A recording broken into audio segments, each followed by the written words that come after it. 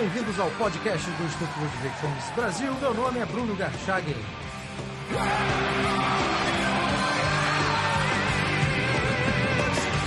Hoje eu converso com Tatiana Vilas Boas Gabi, médica e libertária.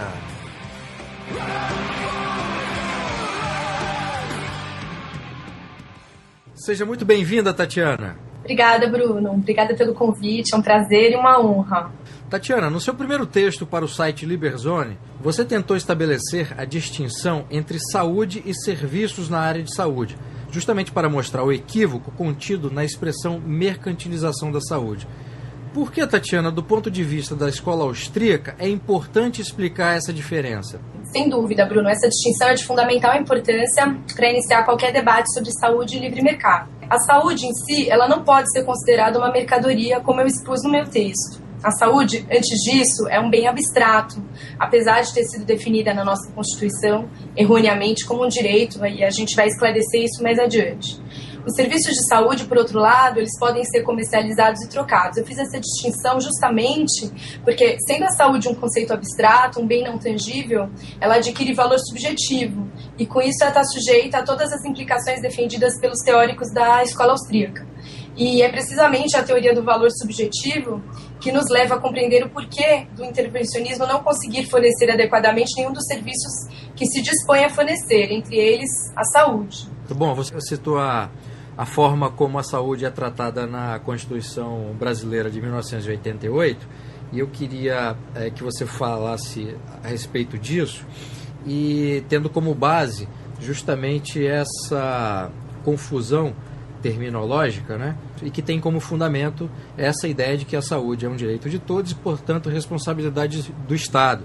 Uma ideia que foi criada em 1918 pela União Soviética, que se tornou o primeiro país a prometer saúde pública universal do berço ao túmulo, para citar aqui uma frase do texto O que a Medicina Soviética nos ensina, de autoria do Yuri Maltsev, que foi publicado no site do Instituto Mises Brasil. Então eu queria perguntar para você, Tatiana, quais são as consequências econômicas dessa concepção política que acaba por beneficiar quem está ou deseja conquistar o poder político e não propriamente a sociedade que a financia? Para entender melhor, eu acho melhor eu explicar primeiro as premissas, né? Ou seja, o que é um direito genuinamente válido, ou seja, um direito natural, que todos nós seres humanos usufruímos pelo simples fato de sermos humanos, e o que é um bem. Para ser considerado direito, todos nós temos de ser capazes de usufruir do direito ao mesmo tempo e da mesma maneira. Um direito, para ser natural, implica que o seu usufruto não leve a nenhum conflito ou nenhuma contradição lógica. Já um bem é algo que você adquire com provento do esforço do seu trabalho ou até mesmo de presente. O Roupa diz que para algo ser considerado um bem econômico deve haver 1. Uma necessidade humana a ser suprida, 2. Uma percepção humana de que há algo que pode satisfazer essa necessidade de forma causal, e 3. Que pode haver um controle humano para empregar o que foi percebido para satisfazer aquela determinada necessidade. Bom, nesse contexto, a saúde é uma necessidade humana que pode ser suprida, na maioria das vezes, por medicamentos, serviços e procedimentos que pertencem a alguém, e todos eles podem ser comercializados, ou seja, podem ser produto de trocas voluntárias entre as pessoas. Portanto, a saúde é um bem, não é um direito, né? E, bom, como você me perguntou, eu acho que é uma coisa muito delicada você destruir esse mito, né? As pessoas já ficam nervosas só de você tocar nesse assunto. Mas a gente precisa urgentemente esclarecer e corrigir isso, porque é um erro muito grave. Na verdade, quando você transforma a saúde em um direito por decreto político, infelizmente, né, seria ótimo se a gente conseguisse, você não consegue transformar o bem econômico em direito. Então, as consequências são inevitáveis, né? Pela própria lógica econômica, toda vez que alguma coisa passa a ser ofertada gratuitamente, a quantidade demandada dessa coisa vai se tornar infinita. E o problema é que os recursos para prover essa coisa, eles continuam sendo escassos, limitados. Então, a gente acaba recaindo num modelo de intervenção estatal que gera intervenções cada vez maiores. Porque se o governo bancasse toda a demanda via impostos, o orçamento ia estourar rapidamente. Então, por isso, e todo o sistema de saúde precisa de um aparato burocrático para se regulamentar, esses burocratas eles estabelecem um teto de gastos que, obviamente, não reduz a demanda. Com isso surge escassez, fila, espera, falta de medicamento, ausência de sala para atendimento, falta de profissionais. E também eles tentam atuar reduzindo essa demanda, limitando através de decretos, etc. e tal, que tal medicação só pode ser usada para uma doença X, que a doença Y não pode ser atendida em determinados hospitais, que determinado pronto-socorro não seja aberto ao público, só seja referenciado. Isso vai gerando pacientes cada vez mais doentes, porque eles demoram para conseguir chegar ao serviço que vai gerar o atendimento. Os recursos continuam sendo limitados e as más condições de atendimento e de remuneração dos profissionais, logicamente, vão gerar um atendimento de péssima qualidade, né? E tem mais. Como qualquer serviço público, o fornecimento de saúde é financiado pelos pagadores de impostos. Cada paciente atendido, ele diminui e não aumenta o montante disponível. Então, assim, se, vamos supor, o governo dispusesse, sei lá, de R$100, ele podia gastar esses 100, R$10 com cada paciente se ele atendesse 10 e R$1 com cada paciente se ele atendesse 100. Portanto, como eu disse, cada paciente atendido diminui o montante disponível. E o gasto com a infraestrutura acaba concorrendo com o atendimento propriamente dito.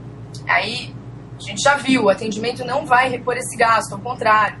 Portanto, você dizer que a saúde é um direito tem todas essas implicações econômicas, né?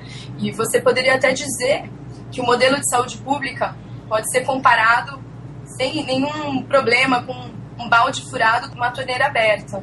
Não tem a menor chance de dar certo. E esse mito que existe e que é vendido de forma muito eficiente de que basta ter uma gestão eficiente, basta ter recursos para que não só a saúde, mas outros direitos, digamos assim, constitucionais do Brasil sejam atendidos, como educação e tal.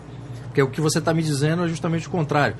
O poder político ele trabalha com essa escassez de forma a controlar quem pode ser atendido e o que pode ser atendido e o que deve ser oferecido pela a população, não é isso? Exatamente. E, na verdade, totalmente cego, né, Bruno? Porque ele não sabe exatamente, sem o sistema de preços, como saber o que é preciso, como decidir o que é importante. Então, tem todo esse problema. Mas você me perguntou do mito, né?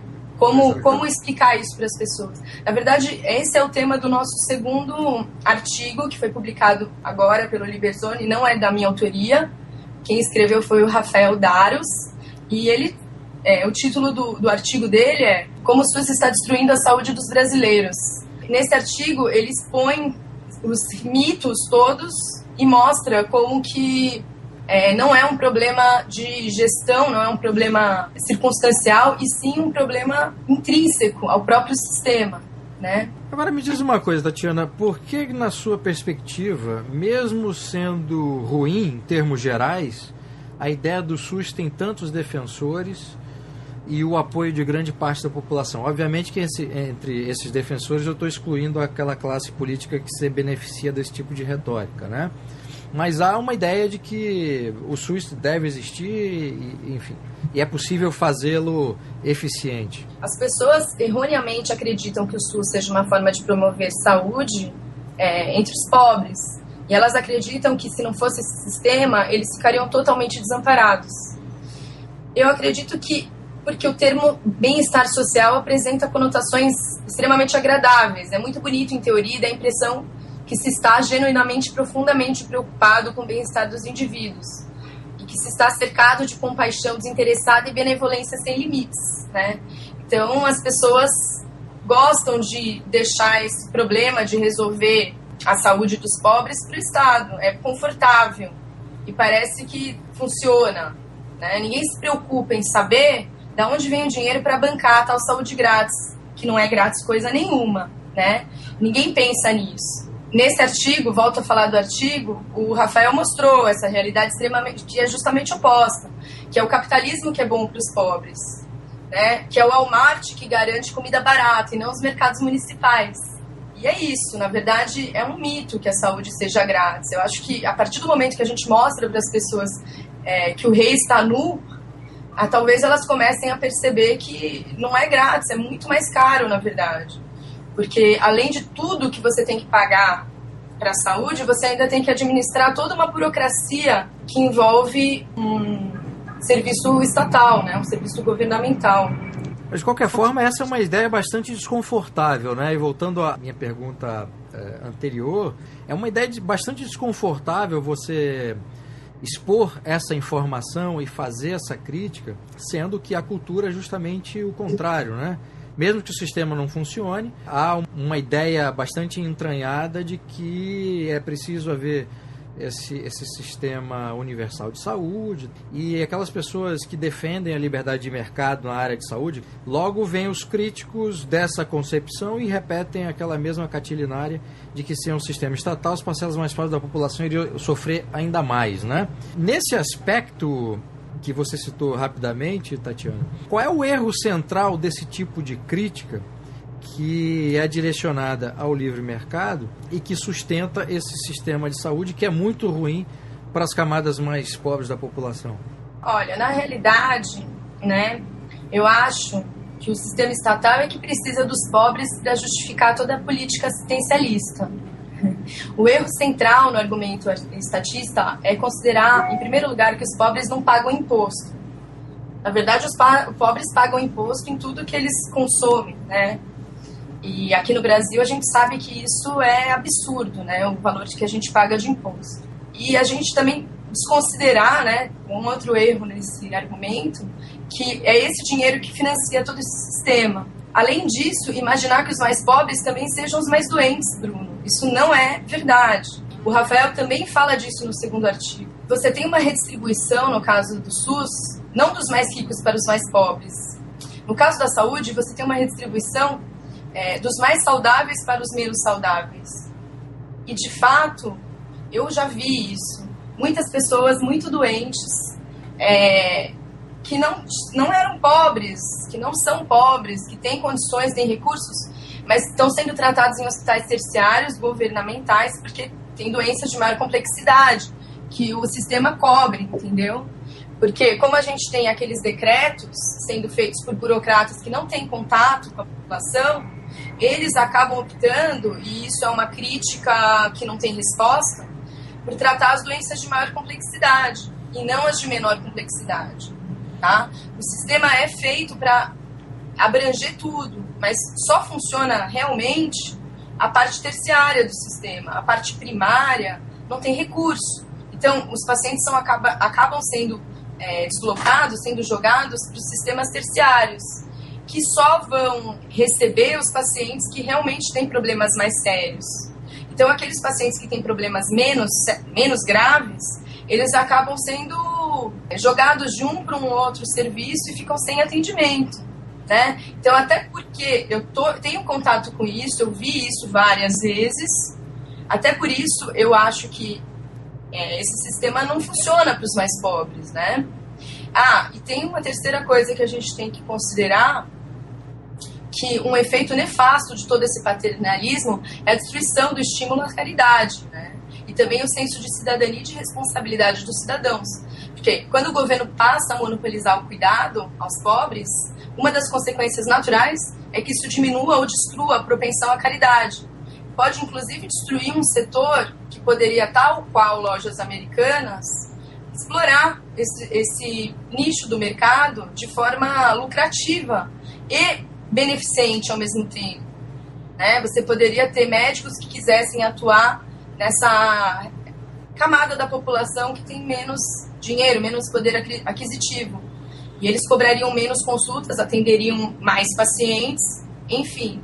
O mesmo sistema que dá lucro para Walmart, lojas americanas e etc e tal. Só que a gente não pode fazer isso porque existe uma série de regulamentações governamentais e de sociedades de classe que classificam o médico que faz isso como um médico ávido pelo lucro e que deve ser desconsiderado. Então, a gente não consegue fazer propaganda, a gente não consegue atuar como se fosse um setor de livre mercado. Não tem como. Não sei se eu respondi a sua pergunta. Não, sim, respondeu. Eu vou até pular para uma pergunta posterior, que é a questão do mercado propriamente dito, né? Os austríacos sabem que obrigar os planos de saúde a oferecer uma cobertura cada vez mais ampla, tem como resultado o encarecimento do serviço. E o governo tenta de todas as formas tabelar, e essa atitude política do governo é vista com bastante simpatia pela parte da sociedade que paga plano de saúde e não quer sofrer com novos aumentos, né? Mas mesmo assim é uma intervenção, e essa intervenção ela até é anterior, né? Porque há barreiras à entrada de novas empresas para oferecer esse tipo de serviço. Qual que você acha, Tatiana, que é a solução adequada para lidar com esse problema, né?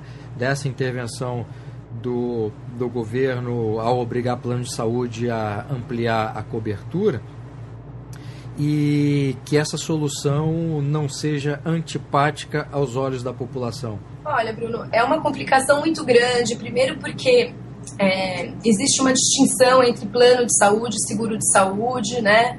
E a nossa legislação, na verdade, ela tem como que a assistência à saúde no Brasil é de responsabilidade do governo. Então, esse setor de planos de saúde e seguro de saúde, ele é chamado de setor de assistência médica suplementar, né?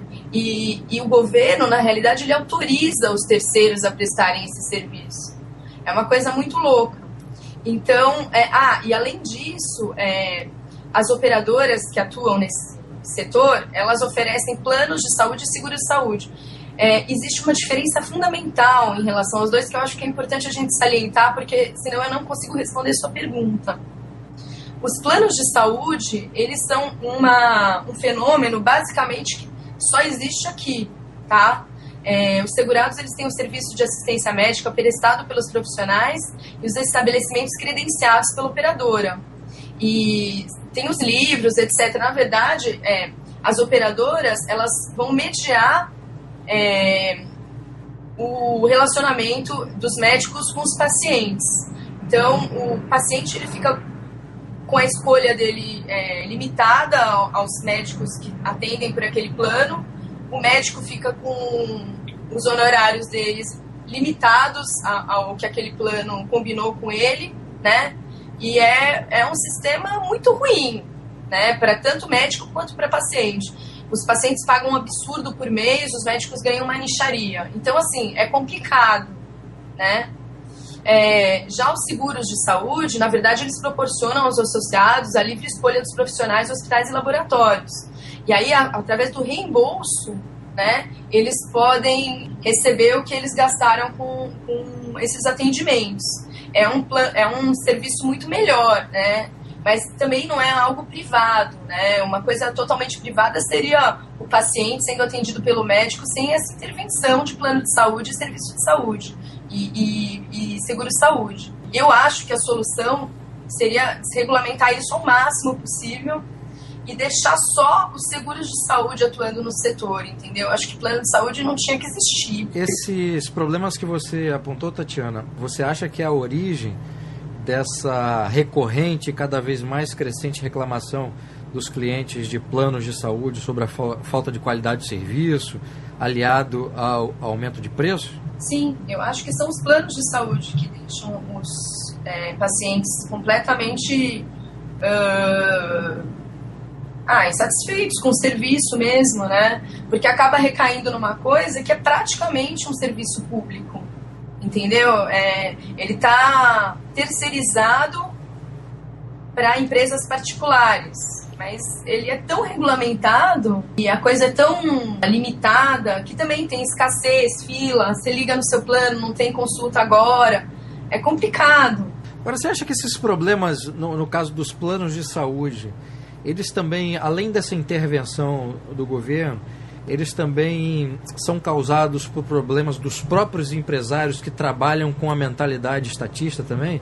Porque o que eu tenho, desculpa te interromper, porque a gente no Brasil tem essa coisa bastante perversa, que além de ter o Estado extremamente interventor, nós temos empresários que atuam na iniciativa privada, mas atuam nas suas empresas como se fossem funcionários do governo, né? A mentalidade estatista não está confinada aos limites da administração pública. Você concorda com essa afirmação ou eu estou forçando demais a barra, Tatiana? Totalmente.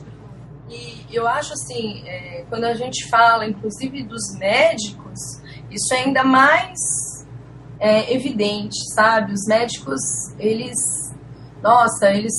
têm uma mentalidade extremamente estatista.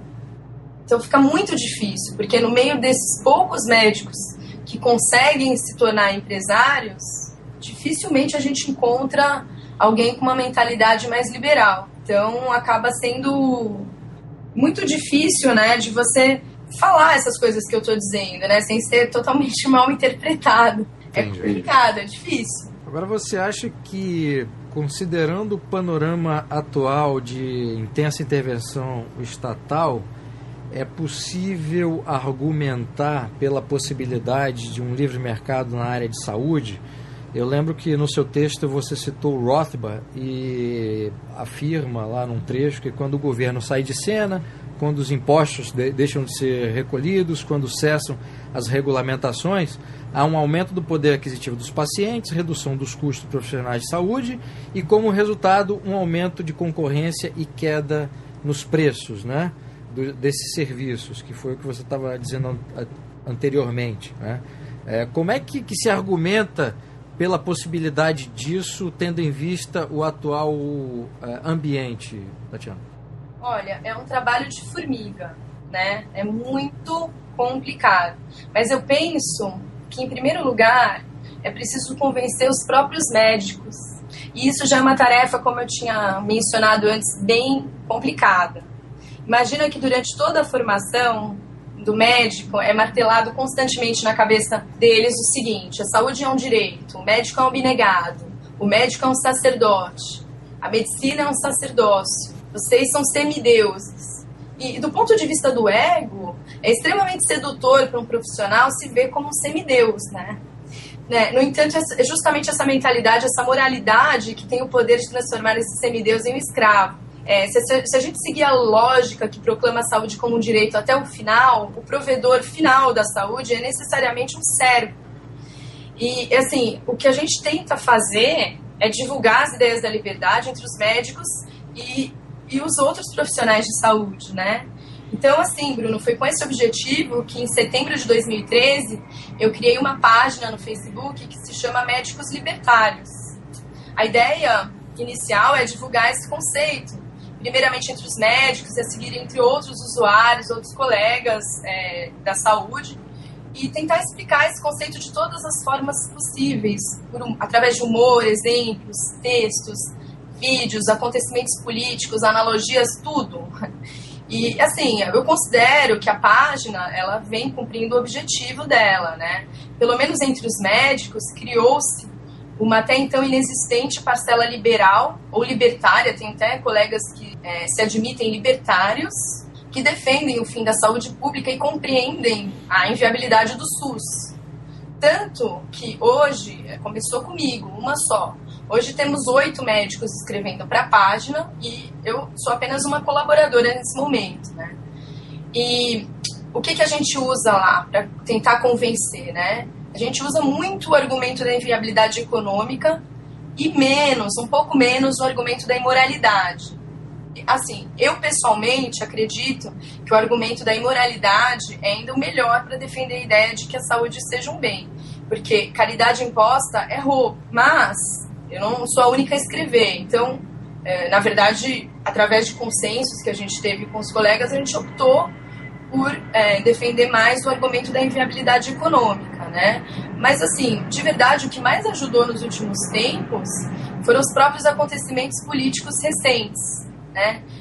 Como de uma certa forma vínhamos falando disso há um pouco mais de tempo, alguns colegas se surpreenderam com a consistência das respostas que só a escola austríaca dá e acabaram se tornando primeiramente fãs e na sequência passaram a estudar o tema. E é por isso que a gente lançou o meme, né, que vem diretamente de Brasília, os maiores argumentos para o livre mercado. Uma cobrança que se faz de forma também bastante recorrente com relação ao diagnóstico que os austríacos fazem é que os austríacos não... Uma acusação injusta, mas está aí na pauta do dia. Os austríacos pouco oferecem soluções, né? Você citou algumas propostas que se eventualmente fossem adotadas, poderiam resultar de forma benéfica no sistema, como desregulamentação, redução de impostos, etc. No caso do SUS, Tatiana, há alguma solução, seguindo aí a teoria austríaca, para a reforma do sistema? O ideal seria extingui-lo? Bruno, eu gostaria de poder dizer que sim, né? Mas não há. O SUS, ele foi criado baseado em uma mentira, como a gente já viu, que a saúde é um direito. Isso daí é a base da criação do SUS. E que, em uma imoralidade, que é a redistribuição de renda arrecadada através de impostos. Mesmo que o austríaco em questão se denomine liberal segundo a tradição clássica e se veja como minarquista e não veja o imposto como roubo, dificilmente ele defenderá a saúde pública, porque a mera existência da saúde ou até coloco aqui educação fornecidas pelo governo já aumenta o tamanho do Estado de uma maneira que inviabiliza o conceito de Estado mínimo, se é que esse conceito pode sequer ser defendido. Sendo assim, o SUS é incompatível com a teoria austríaca e ele tem que ser demolido, destruído, atacado e desmoralizado. É uma falácia que subjuga os médicos e os pacientes, só serve às suas funções políticas de aumento do poderio estatal. Para isso, como modelo mundial de saúde pública, ele funciona extremamente bem. Tem até um livro, Bruno, se você me permite, que eu recomendo para quem deseja se aprofundar no tema. Ele se chama Compulsory Medical Care and the Welfare State. Ele é um livro do Melchior Palay, não sei se é assim que menciona o nome do autor, e é um livro em que o autor brilhantemente concluiu que, nas democracias, o estado de bem-estar social é o início e o estado totalitário é o final. Os dois se fundem cedo ou tarde em todas as experiências anteriores e por motivos óbvios. E diz mais, todos os ditadores modernos tiveram ao menos uma coisa em comum. Todos eles acreditavam na previdência social, especialmente em oferecer às pessoas coercitivamente a medicina governamentalizada. Então, assim, eu acho que, além de tudo, essa história da saúde pública nos leva para um caminho que é um caminho totalitário, né? Porque se você quer fornecer saúde pública, daqui a pouco você vai começar a regular o que as pessoas comem, o que as pessoas ingerem, o que as pessoas fazem, e isso acaba levando a uma privação de liberdades, que é uma coisa extremamente contra tudo que a gente defende, entendeu? Por isso que eu acho que não tem como o SUS ser reformado. O que eu acho é que o sistema que veio anterior ao SUS, que era o INAMPS, esse sim deveria ter sido privatizado. Só que em vez de privatizarem ele, o que eles fizeram? Criaram essa coisa que é o SUS, entendeu? Mas o caminho todo começa em desregulamentar e deixar as pessoas fazerem o que elas querem fazer, diminuir todas as travas, né, para as pessoas poderem atuar. Tem um exemplo que eu sempre cito, que chama Doutor Consulta. Não sei se você conhece essa iniciativa. Então, é um grupo de médicos, né? E, assim, eu conheço esse. Tem até outros semelhantes em atividade. Eu sei de um outro que são oftalmos que fazem esse atendimento, semelhante ao que eu vou descrever. E tem um de radiologistas que também fazem isso daí.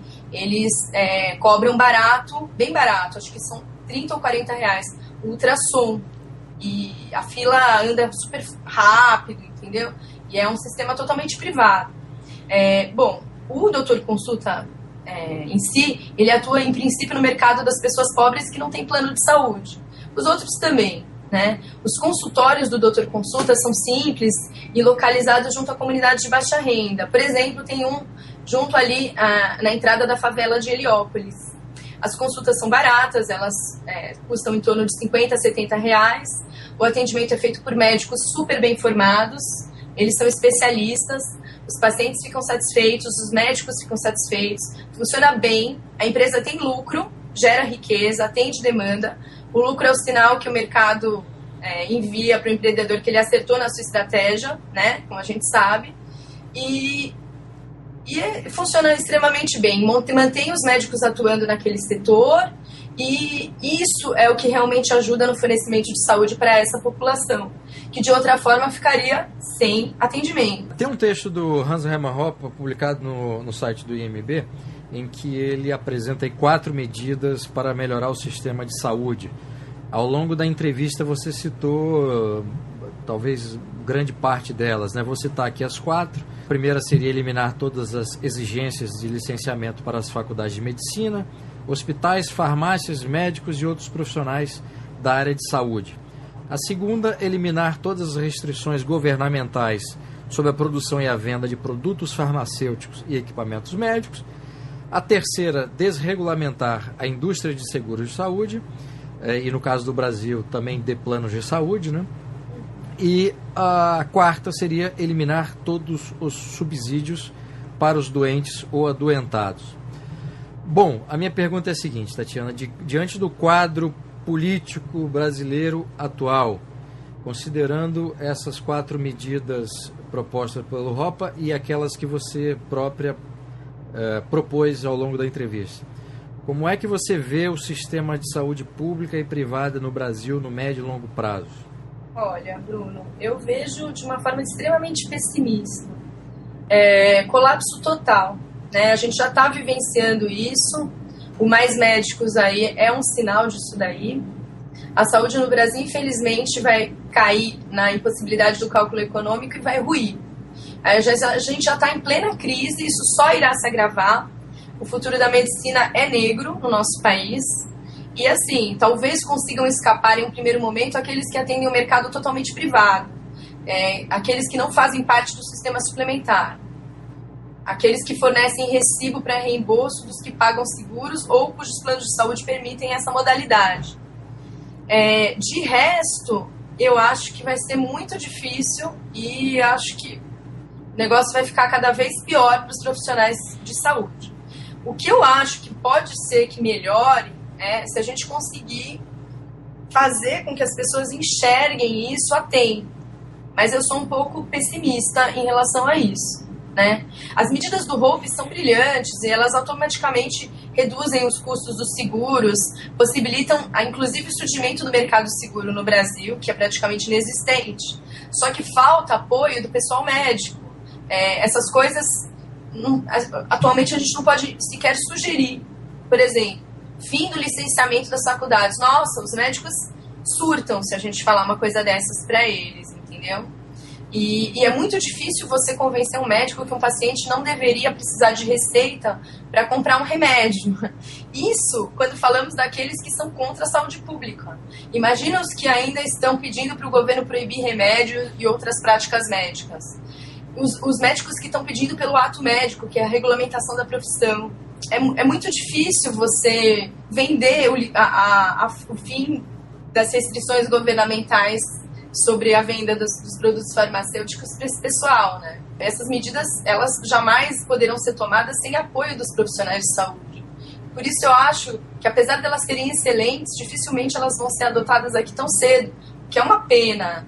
Eu faço de tudo o que eu posso para tentar espalhar essas ideias. Agora eu estou com essa coluna no Liberzone, estou escrevendo, vou chamar outros colegas para escreverem também, mas é difícil. E é uma pena, viu, Bruno, porque o profissional médico ou da área de saúde, quando você fala para ele, quando você mostra para ele os argumentos do porquê a saúde pública é inviável, né? Poxa, eles logo já veem isso, porque principalmente os que trabalharam, né, na área pública, eles já logo enxergam isso. E eu vejo por mim, porque comigo foi assim.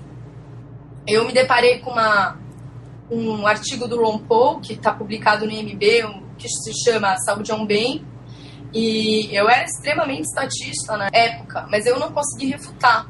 Eu não consegui refutar nada do que eu li ali, e, apesar disso, eu senti que tinha algo diferente por trás de tudo aquilo, alguma coisa sólida, algo que naquele momento eu, na minha pretensão, né, achei que se eu estudasse a fundo eu poderia descobrir o que tinha de errado e acabar com aquele raciocínio desconfortável, né, que estava me mostrando o contrário do que eu acreditava. E aí eu me propus a estudar, li um monte de livros, etc. E cada vez fiquei mais convencida de que a errada era eu. E é essa a esperança que eu tenho em relação aos meus colegas médicos.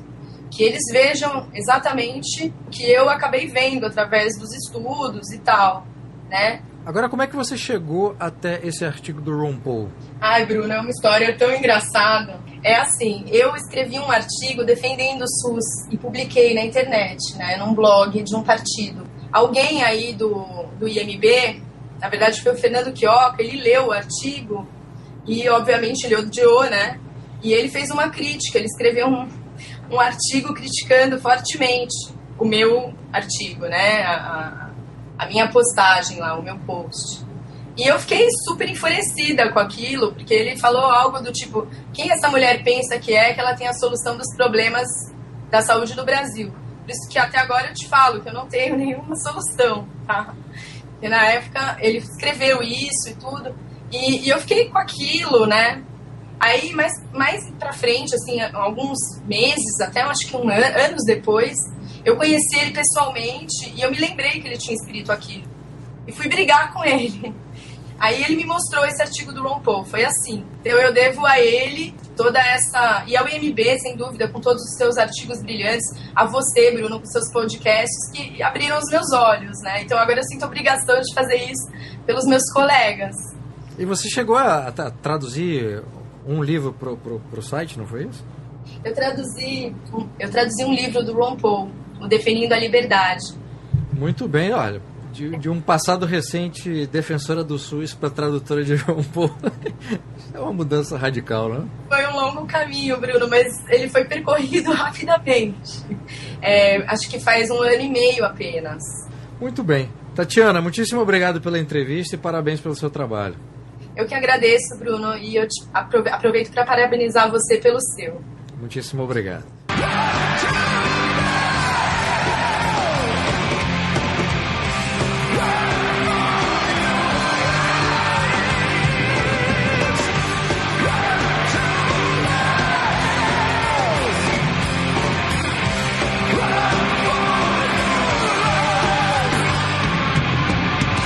Este foi o podcast do Instituto Ludwig Gomes Brasil. Meu nome é Bruno Garchagen.